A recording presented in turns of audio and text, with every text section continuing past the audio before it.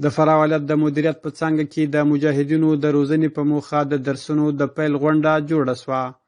په یاده غونډه کې د فراه ولایت د امر بالمعروف رئیس مولوي عبدالمجید صمیم او ګڼو سیمه ییزو مسؤلینو ګډون کړی و.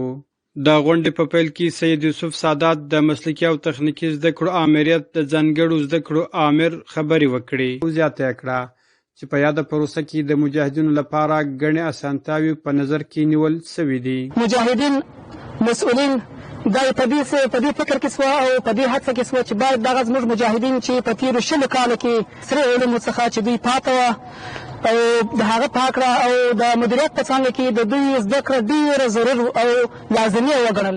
هغه دا چې هغه 3 کلنه دوره چې د رئیسي دوره ده، یعنی هغه مجاهدین چې د 9 فارغ سندونه ولري او یا معادل د 9 صنف معادل سندونه ولري او یا هم تثبیت شوی د ریاست معارف لخوا څخه شوی اوسي، هغه ته موږ په 10 صنف کې جدید شمول یعنی هغه حالت شاملوو.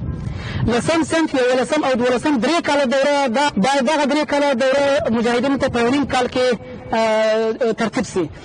همدارنګه بله دوره د انسټیټیوټ دوره ده، هغه د 14 صنف او 14 صنف دوره ده. هغه هغه مجاهدینو لپاره ده چې دوی د 12 صنف اسناد په لاس کې ولري او یا هم د 12 صنف معادل اسناد ولري او یا تثبیت شوی د 12 صنف شوی وسي.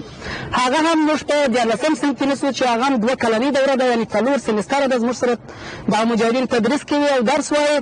بعد 4 سمسترو څخه دوی ته موږ هغه هم دغه 2 کلنۍ دوره بیا هم په 1.5 کال کې، یعنی په 1.5 کال کې دوی ته هغه دوره هم ختموو او په آخر کې موږ د 14 صنف هغه اسناد ورکو، هغه معتبر اسناد چې د دوی ټوله نمرې د 4 سمسترو د ډیپلوم او د هغه اسناد تر شا باندې ورسره ذکر وي. په ورته وخت کې د فراه ولایت د امر بالمعروف رئیس مولوي عبدالمجید صمیم وایي چې هر سړی باید خپل هدف او مسلک وپیژنو. هر یو د خپل مسلک وپیژنو، هر یو د خپل اصول وپیژنو، هر یو د خپل اداره وپیژنو.